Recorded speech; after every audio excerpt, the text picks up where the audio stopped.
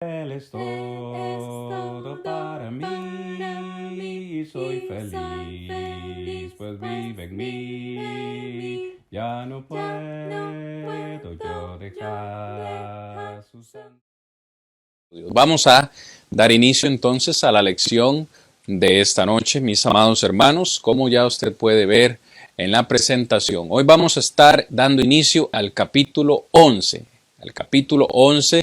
del libro de los Hechos, y vamos a ir por lo menos hasta el capítulo 13, versículo 3, y en esta sección vamos a estar considerando el título o la lección, una gran congregación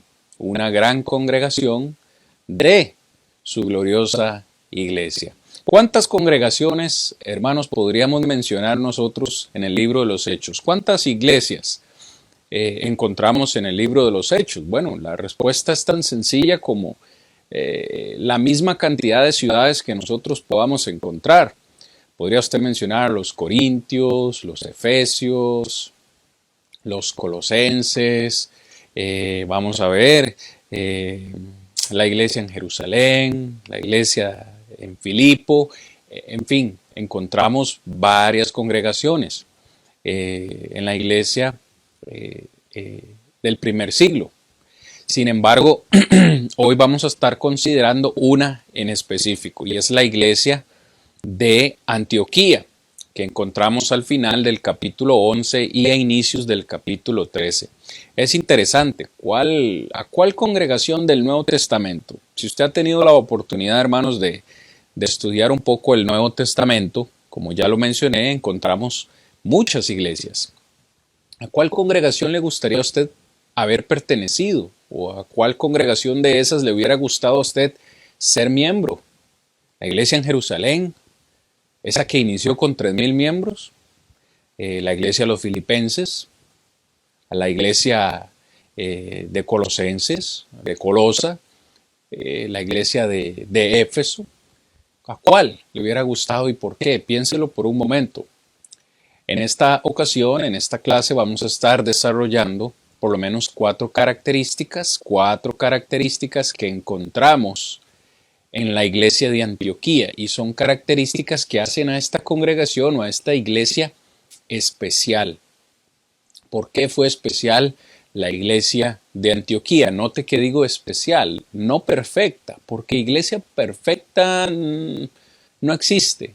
La iglesia perfecta no existe, así que le exhorto, le animo, hermano, si usted anda buscando a la iglesia perfecta, permítame desanimarlo, no la va a encontrar porque no existe. Pero sí encontramos congregaciones con cualidades importantes, características importantes, y esa es la iglesia de Antioquía. Para ubicarnos un poco en el contexto, la semana pasada terminamos de analizar el capítulo 10, y en el capítulo 10 el apóstol Pedro presente en la casa de Cornelio y su familia, les predica el evangelio, el Espíritu Santo cae sobre ellos, y el apóstol Pedro envía, pues, o ordena que estas personas sean bautizadas, y el versículo 48 nos dice que Pedro se quedó entonces en Jerusalén. Luego en el capítulo 11, por lo menos en los primeros 18 versículos, vemos cómo Pedro da un informe a los judíos que le empezaron a hacer preguntas y a decirle que por qué él había entrado en casa de un gentil, que por qué había comido en casa de un gentil, y él da su informe. Y me gusta porque al final, en el versículo 18, en Hechos 11:18, que fue el último versículo que vimos la semana pasada, dice que cuando los judíos oyeron el informe de Pedro y entendieron que Dios ahora le da la salvación a los gentiles, ellos callaron y simplemente glorificaron a Dios de que ahora también los gentiles se les da la oportunidad del arrepentimiento para vida. Y es aquí donde vamos a empezar, en el versículo 19, hermanos, en esta nueva sección, hablando acerca de la iglesia en Antioquía. Si usted presta atención, mi amado hermano, en el versículo 19 dice, ahora bien, Parece que ahora Lucas, el escritor, nos va a hablar de otra cosa. Dice, ahora bien, los que habían sido esparcidos a causa de la persecución que hubo por motivo de Esteban, pasaron hasta Fenicia, Chipre y Antioquía, no hablando a nadie la palabra, sino tan solamente a judíos. Cuando nosotros leemos este verso, hermanos, el versículo 19, tenemos que regresarnos un poco en el tiempo, por lo menos unos 2, 3 capítulos atrás, específicamente al versículo 1 del capítulo 8. Vaya por favor conmigo. Dice que hubo una persecución contra la iglesia, dice por motivo de Esteban.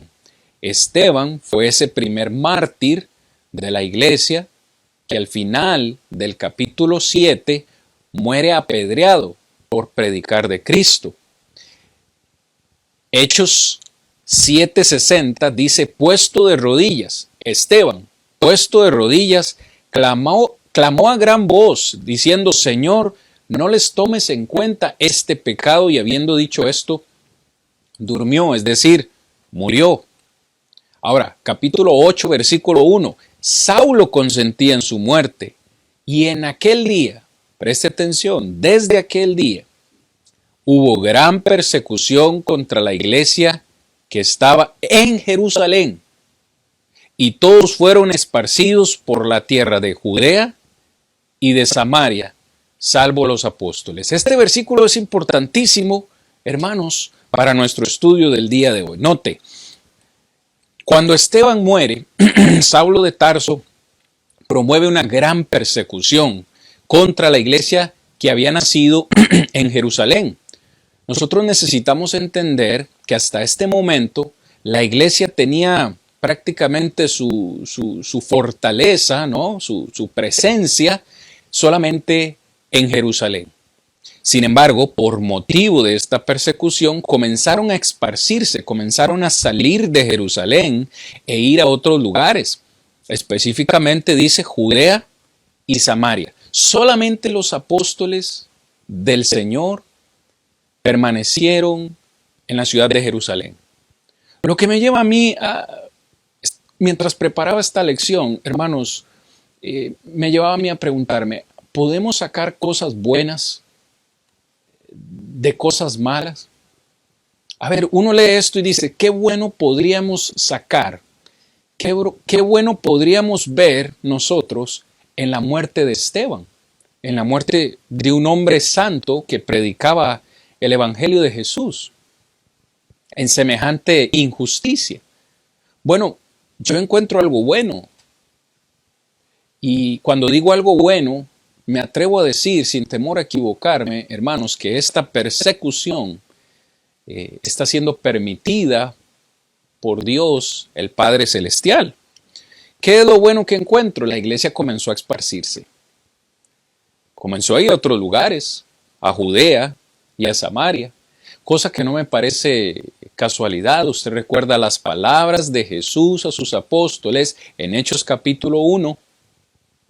Si no me equivoco, el verso 8, me seréis testigos en Jerusalén, les dice, en Judea, en Samaria y hasta lo último de la tierra. Se está empezando a cumplir las palabras de Jesús. La iglesia no solo podía estar centralizada en la ciudad de Jerusalén, ellos tenían que salir, pero probablemente la iglesia estaba en un confort, en una zona de tranquilidad en Jerusalén, sin persecución alguna. Y cuando viene la persecución, ellos necesitan, por medio de la persecución, necesitan salir. Necesitan salir. Cualquiera cosa, hermanos, que nuestras congregaciones estén enfrentando, usted y yo necesitamos entender que es algo que Dios permite, probablemente porque Dios quiere que nos movamos, Dios quiere que nos activemos, que hagamos algo y que dejemos de estar simplemente sentados en esa zona de confort, de tranquilidad, sino que el Señor quiere que nos empecemos a mover y que comencemos a hacer algo para que la iglesia avance. La iglesia necesita avanzar, no puede quedarse en un solo lugar. Ahora, Hechos 8:1 nos dice que la iglesia comenzó a salir de Jerusalén y se comenzó a ir a Judea y a Samaria. Pero cuando vamos a Hechos capítulo 11, versículo 19, dice que los que salieron en esa persecución, dice, pasaron hasta Fenicia, Chipre y Antioquía. Nos da detalles más importantes y es por eso que, hermanos, permítame en esta mañana, ya vamos a ir a esta diapositiva. Quiero enseñarles o mostrarles un par de mapas que nos ayudan a entender o a comprender un poco más a profundidad lo que leemos en Hechos 11:19. Note que estos hermanos que salieron de Jerusalén, dice que comenzaron a irse a la ciudad de Fenicia. Si usted ve este mapa, hermanos, usted encontrará en la parte inferior, porque no les puedo señalar ahorita, pero en la parte inferior usted encontrará ahí donde dice Judea. Judea, ahí está Jerusalén. Ahí fue donde nació la iglesia, aquí abajo en Jerusalén. Sin embargo, dice que ellos empezaron a expandirse por la región, porque Fenicia no es una ciudad, es una región, la región de Fenicia. Esa región de Fenicia comienza justamente exactamente arriba de donde dice la palabra Jerusalén, todo lo que comienza con color amarillo en esa zona marítima de Cesarea, esa zona marítima hasta arriba, Sidón. Si usted sigue subiendo, hermano, donde dice Sidón, Amad, arriba encontrará el punto donde dice Antioquía. Toda esa región marítima, es decir, a la orilla de la costa, toda esa región es la región de Fenicia.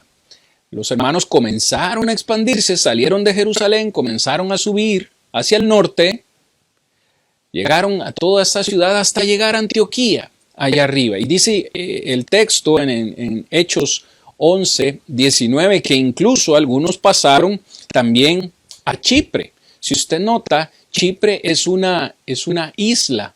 Aquí a la izquierda, en el mar Mediterráneo, hermanos, donde dice Salamina, ahí está la isla de Chipre. Ahí encontramos también otra pequeña ciudad que se llama Pafos, ¿no? Pero les muestro el mapa para que usted tenga una idea de cuánto se ha esparcido ahora la iglesia. Ya no está solamente presente en Jerusalén. Cada una de estas ciudades o regiones se encuentra por lo menos de 300 a 400 millas de distancia. Es decir, la iglesia comenzó a moverse en gran manera, comenzó a ir y predicando. Algo que es interesante en el texto, Hechos 11:19, nos dice, muy importante, hermanos, esta iglesia dice que no le hablaba a nadie la palabra de Dios, sino solamente a judíos. Interesante.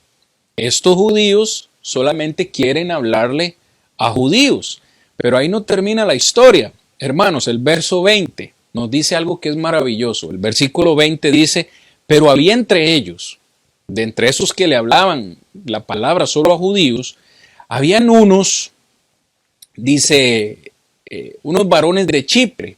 Chipre aquí, esta isla. Y otros también de la región de Cirene. Hagamos pausa ahí, les quiero mostrar este otro mapa, hermanos.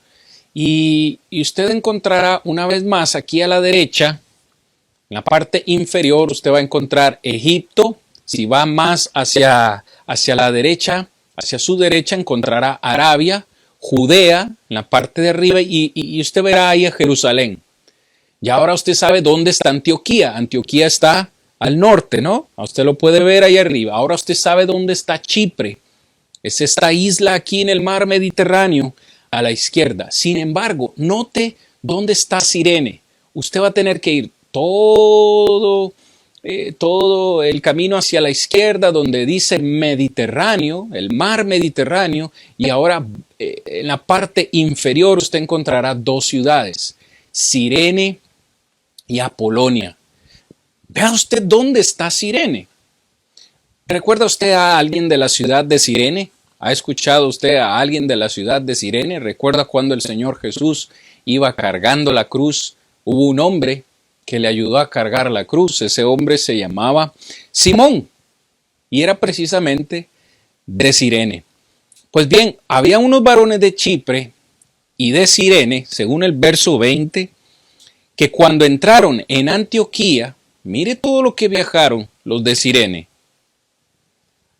Cuando entraron en Antioquía, dice, hablaron también la palabra a los griegos, ya no solamente a los judíos, sino a los helenos, a los griegos, les anunciaron el evangelio del Señor Jesús. Hubieron unos hombres que dijeron, oye, no podemos predicarle solo a los judíos.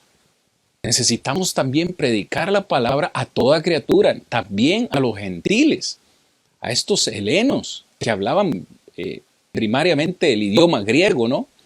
Y les hablaron la palabra del Señor. Pero este tipo de mapas, hermanos, nos ayudan a nosotros a comprender cómo se movió la iglesia.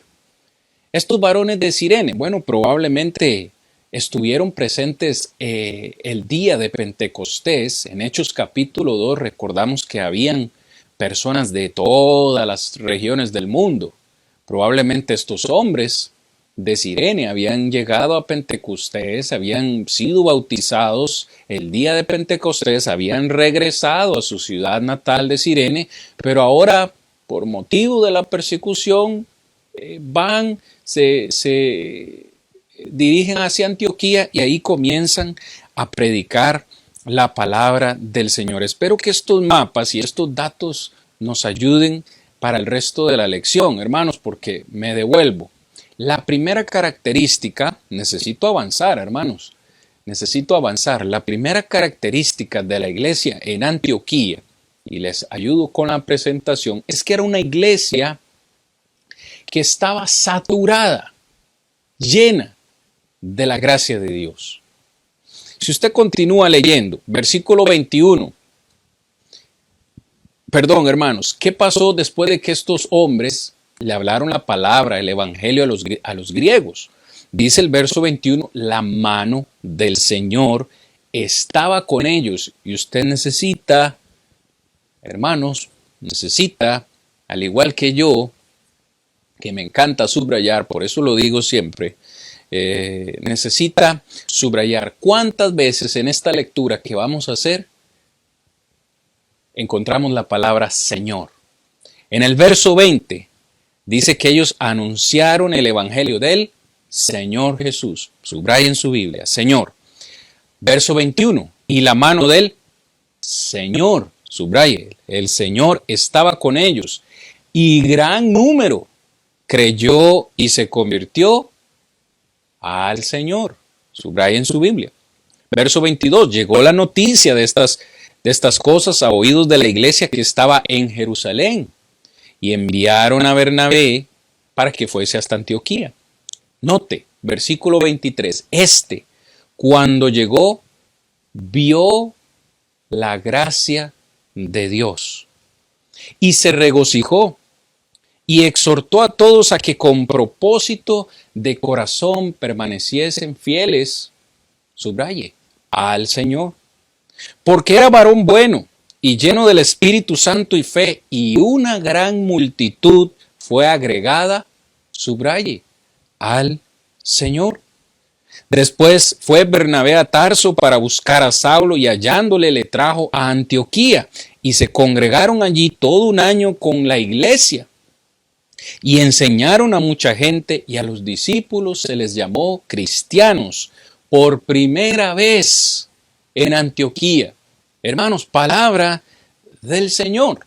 ¿Cuántas veces subrayamos la palabra Señor aquí? Por lo menos yo tengo subrayada la palabra Señor 5 veces. Y esto es muy importante para lo que vamos a ver a continuación. Es interesante, por lo menos para mí, que en el versículo 23 dice que la iglesia envió a Bernabé a Antioquía, la iglesia de Jerusalén, aquí en el sur, ¿no?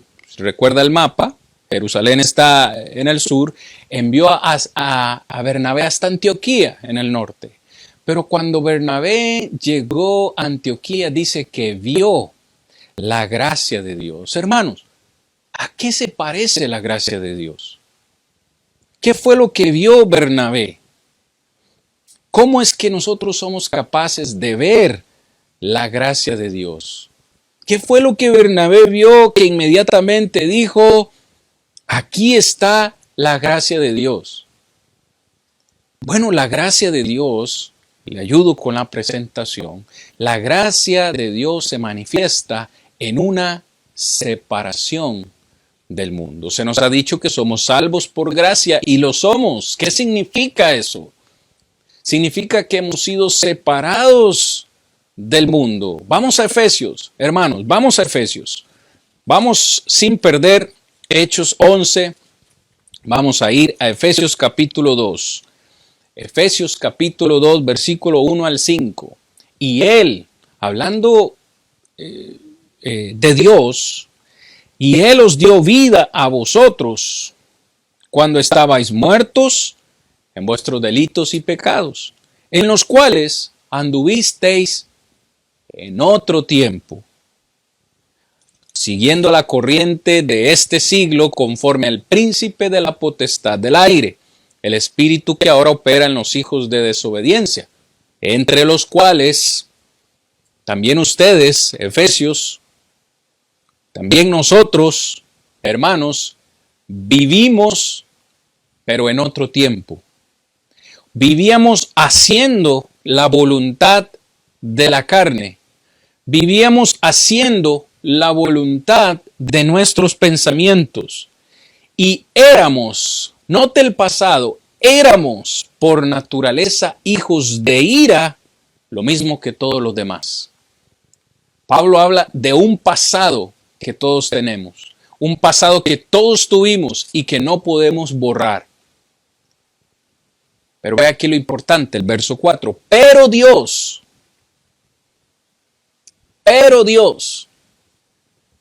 le gusta subrayar en su Biblia. Vamos a ver los 3 ingredientes, hermanos, de la gracia de Dios. Pero Dios que es rico en, subraye, misericordia. Primer ingrediente de la gracia de Dios.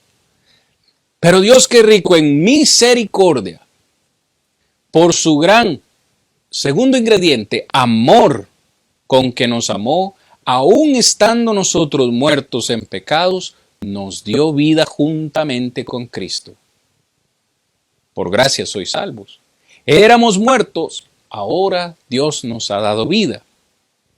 Verso 6, y juntamente con Él nos resucitó, y asimismo nos hizo sentar en lugares celestiales con Cristo Jesús, para mostrar en los siglos venideros las abundantes riquezas de su gracia. Subraye, tercer ingrediente de la gracia de Dios, en su bondad para con nosotros en Cristo Jesús. Verso 8, porque por gracia sois salvos. Dice, y esto no por medio de la fe, perdón, y esto no de vosotros, pues es don de Dios. La gracia se manifiesta en una separación del mundo. La gracia de Dios se manifiesta en una conexión con Cristo. Es decir, si somos salvos, ahora estamos separados del mundo. De hecho, eso significa la palabra iglesia, los llamados fuera, los llamados aparte. Dios nos ha apartado del mundo, nos ha puesto en la iglesia y ahora tenemos una conexión con Cristo Jesús. Y la gracia, esta gracia de la cual muchos hablan hoy en día y que sabemos sí somos salvos por gracia, esta gracia de Dios se compone de 1. Misericordia. 2. Amor. 3. Bondad. Es lo que acabamos de leer en Efesios capítulo 2. Hermano Cristian, pero ¿cómo estás seguro de eso? Estoy seguro porque Tito capítulo 3, versículo 4 al 7 nos dice exactamente lo mismo. Vaya conmigo, por favor, hermanos, a Tito, en el capítulo 3, hermanos, versículos 4 al 7. Probablemente encontraremos estos ingredientes en un orden diferente, pero son los mismos. Tito 3, verso 4, dice: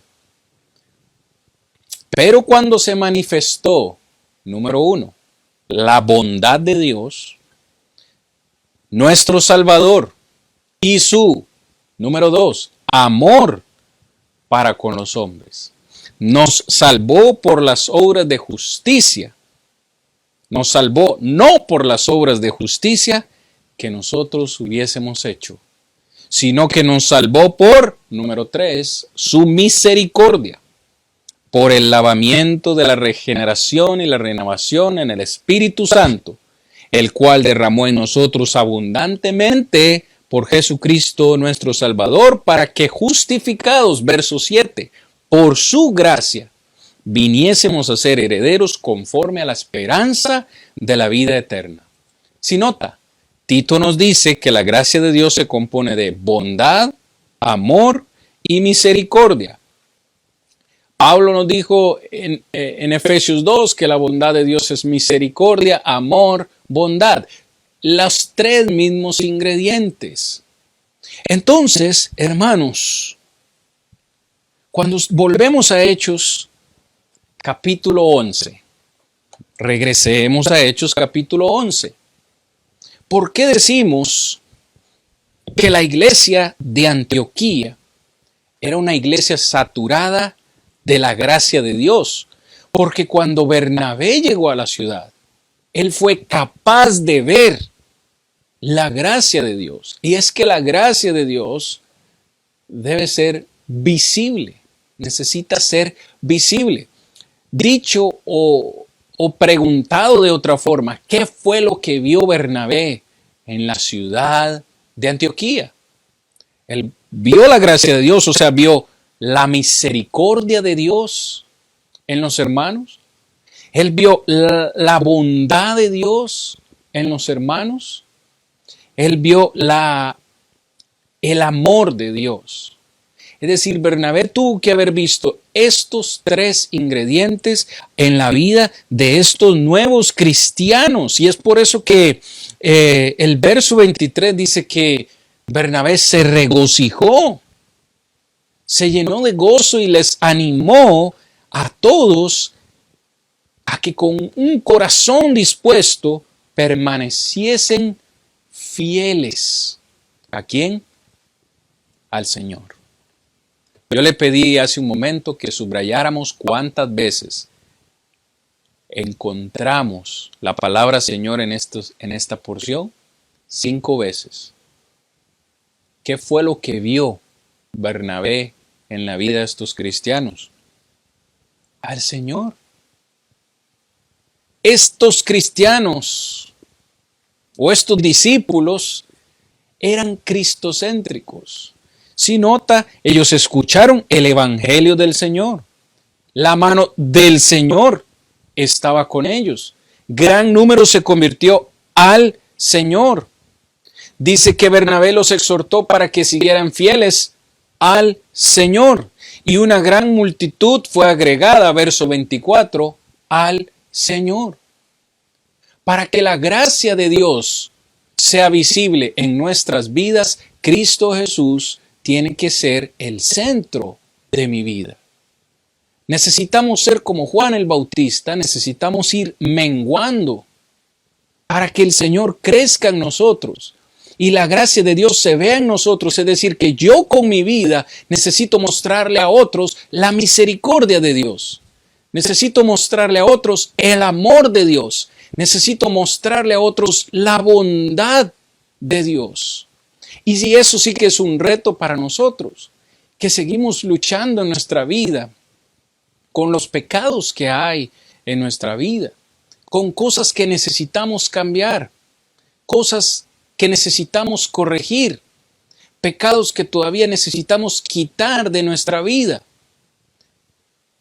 Sí, recuerda lo que leímos en Efesios. Son pecados en los cuales anduvimos en otro tiempo, pero necesitamos erradicarlo en nuestras vidas. No me extraña, hermanos, que la palabra Señor aparezca en cinco ocasiones en solamente esta lectura. Ahora ve el verso 26.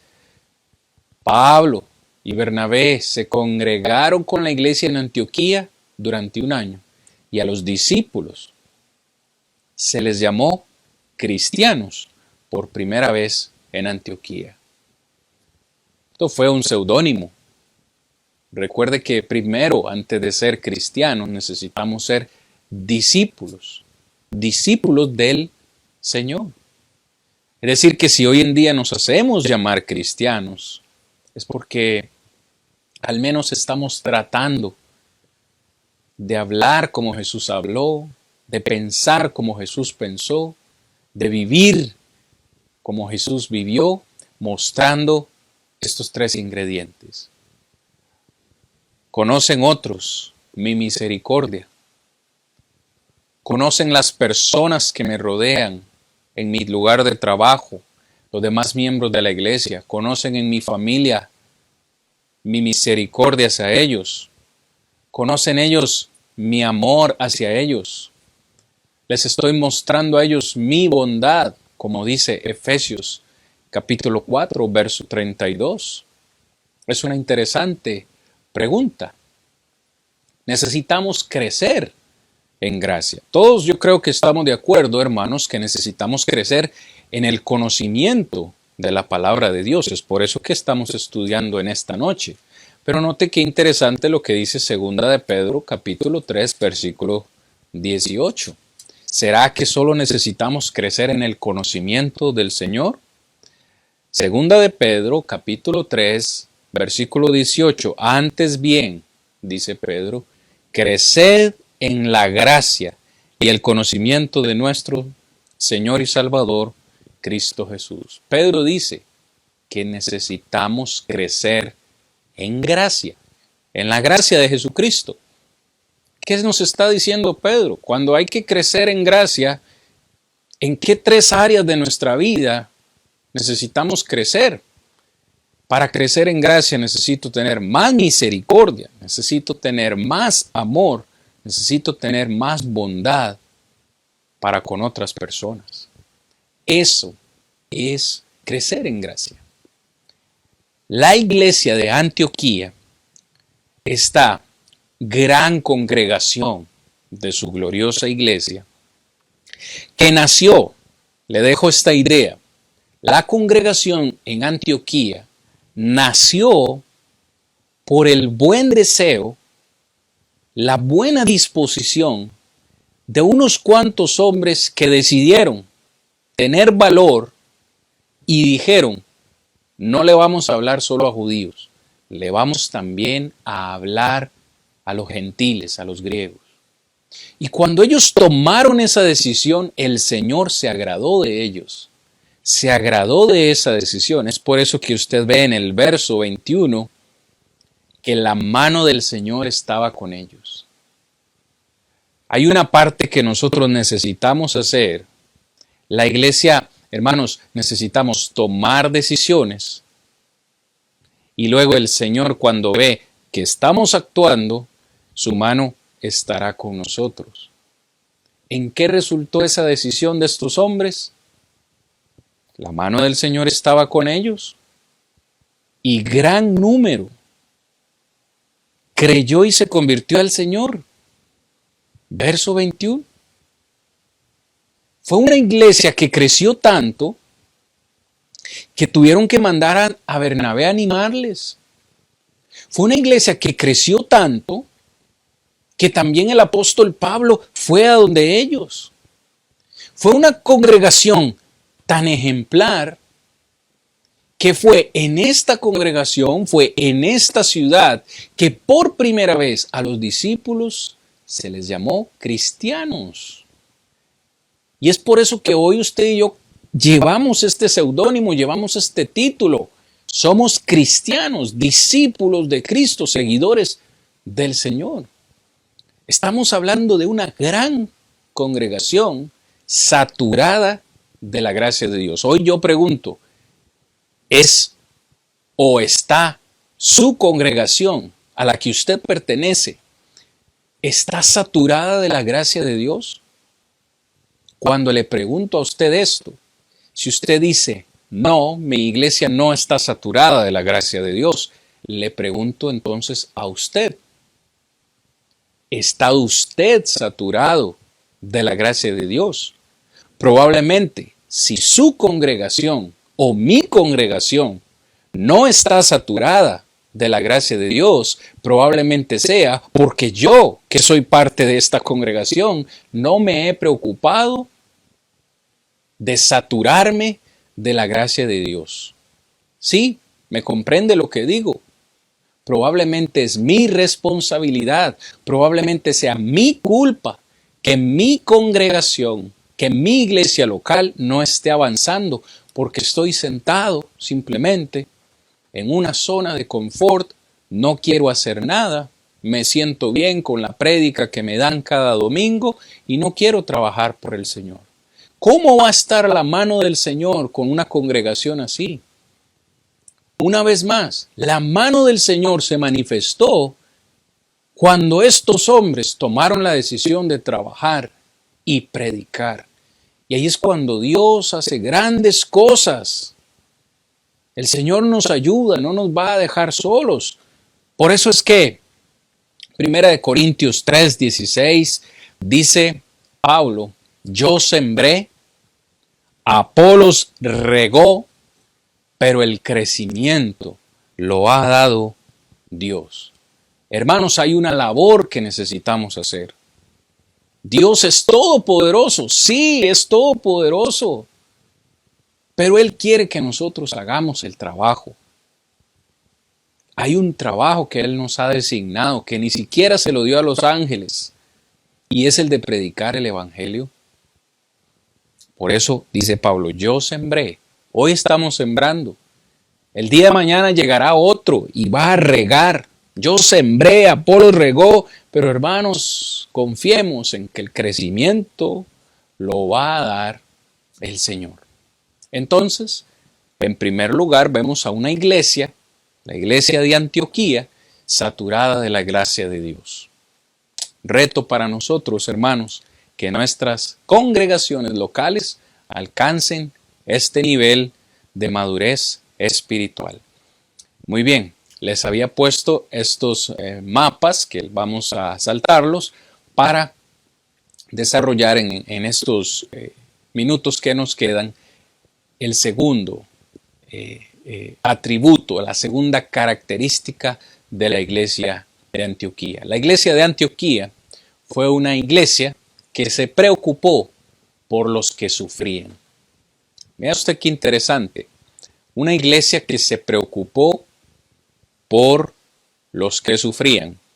Cuando usted lee el versículo 26 de Hechos capítulo 11, encuentra a una iglesia que acaba de dar inicio. Una iglesia que está en zapatitos de lana, vamos a decirlo así. Espero que me entienda la ilustración. Es una iglesia bebé. Es una iglesia que tan solo, si usted analiza, dice que se congregaron con la iglesia ahí un año. Es una iglesia que tiene por lo menos apenas un año de haber nacido. Pero es una iglesia que, a pesar de ser un bebé, a pesar de que es reciente, es una iglesia que se preocupa por los que sufrían. Tan solamente en el versículo 27 al versículo 30 leemos: en aquellos días unos profetas descendieron de Jerusalén a Antioquía. Aquí les dejo una tarea. En un futuro, hermanos, en un futuro no muy lejano, vamos a estudiar, si Dios lo permite, geografía bíblica. ¿Por qué vamos a estudiar geografía bíblica? Porque nosotros vimos que Jerusalén está aquí abajo y Antioquía está aquí arriba en el norte. Sin embargo, cuando usted lee el texto, dice que estos profetas descendieron de Jerusalén a Antioquía. Y para mí, descender es bajar. Entonces eso no tiene sentido para mí, descender. Más bien, si Antioquía está aquí arriba, ellos no descendieron, sino que subieron. ¿Cómo es eso? Eso lo contestamos cuando estudiamos geografía bíblica. Pero eso quedará para el futuro. Dice que unos profetas descendieron de Jerusalén a Antioquía. Ya vimos por lo menos unas 300, 400 millas. Estos profetas vinieron a Antioquía. Dice, y uno en especial se levantó, este se llamaba Agabo, y daba a entender por el Espíritu Santo que vendría una gran hambre en toda la tierra habitada, la cual de hecho sucedió en tiempos de Claudio. Nos dice Lucas, ¿no? Este evento histórico. De hecho sucedió en tiempos de Claudio. Verso 29. ¿Qué pasó? Entonces los discípulos, vea que no usa la palabra cristiano. La palabra cristiano fue un apodo, fue un seudónimo. A ellos se les llamó cristianos, pero en realidad ellos eran discípulos. ¿Qué es usted? ¿Usted es cristiano o es discípulo del Señor? Gran diferencia. Verso 29. Los discípulos en Antioquía, estamos en Antioquía, cada uno, ¿cuántos? Cada uno, un compromiso personal, cada uno, conforme a lo que tenía, determinaron enviar socorro a los hermanos que habitaban en Judea. Vea que no dice Jerusalén, Judea es toda la región. Usted lo recuerda en el mapa, hermanos, vamos a ver, véalo aquí, siempre me gusta ayudarles, vea, Judea es la región, Jerusalén tan solamente es una ciudad ahí en la región de Judea. Dice que estos hermanos determinaron enviar socorro, una ayuda, un donativo, una ofrenda, algo material. Ellos no solamente dijeron, vamos a orar por la iglesia, vamos a orar por los hermanos que están allá. No, determinaron enviar un donativo a los hermanos que habitaban en la región de Judea. Verso 30, lo cual en efecto hicieron. No quedaron solo en palabras, en un pensamiento, en la idea, no, en efecto hicieron, enviándolo a los ancianos, es decir, a los pastores de la iglesia en Jerusalén, por mano de Bernabé y de Saulo. Es decir, la iglesia de Antioquía envió este donativo usando a Bernabé y a Pablo, que se habían congregado con ellos ahí durante un año. Entonces, una vez más, hermanos, les ayudo aquí con la presentación. Los discípulos, cada uno, según su capacidad. Hermanos, ahí probablemente algunos dieron un poquito, otros dieron un poquito más, otros tenían más y dieron más. Cada uno dio. No todos dieron lo mismo. No todos vamos a dar lo mismo porque no todos tenemos las mismas capacidades hoy en día. Pero, ¿qué encontramos aquí? Una vez más, si usted ata el concepto del que le hablé anteriormente, con este concepto, ellos están enviando algo material, sí, porque era necesario algo material. Pero ese algo material que ellos enviaron, realmente, ¿por qué fue motivado?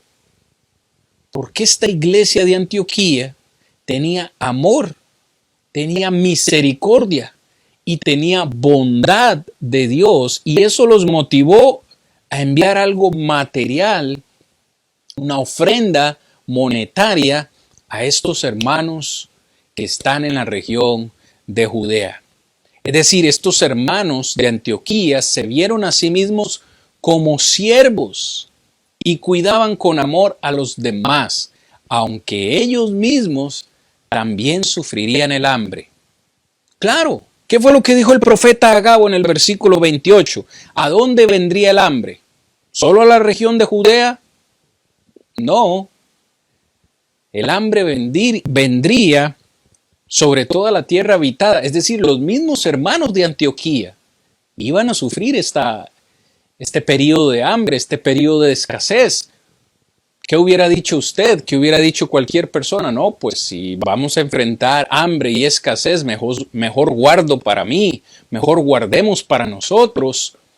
Pero ellos no hicieron eso. Decidieron compartir, y me encanta, hermanos, decidieron compartir con una iglesia que ellos ni siquiera conocían. Seamos honestos, esta congregación de Antioquía, 300, 400 millas de diferencia con Jerusalén, no se conocían entre ellos. No se conocían. Sin embargo, estos hermanos de Antioquía enviaron ayuda para los hermanos en la fe, porque aunque no se conocían, entendieron que eran miembros del mismo cuerpo de Cristo, eran miembros de la iglesia del Señor. Y por tanto, eran hermanos. Entendieron el concepto de familia espiritual. Vea lo que dice Gálatas capítulo 5, versículo 13, hermanos. Un concepto que nosotros necesitamos entender. Nosotros también hoy en día como iglesia necesitamos entender esto. Pablo dice a los Gálatas capítulo 5, verso 13, porque vosotros, hermanos, a libertad fuisteis llamados por medio del sacrificio de Cristo, pero no uséis esa libertad como ocasión para la carne, sino que debemos usar esa libertad que tenemos en Cristo para servirnos por amor los unos a los otros. Este concepto lo entendió la iglesia de Antioquía y se preocupó por los que sufrían. Para finalizar en esta noche, hermanos, porque el tiempo se nos ha ido acabando, hay tres formas de ver las posesiones que usted tiene, las posesiones que yo tengo, las bendiciones que Dios me ha dado a mí. Hay tres formas en que yo las puedo ver. Uno, yo puedo decir, lo tuyo es mío. Esa es una forma. Y esas son las personas que piensan o que podemos pensar que la gente tiene que estarnos ayudando siempre. Y decimos, lo tuyo es mío.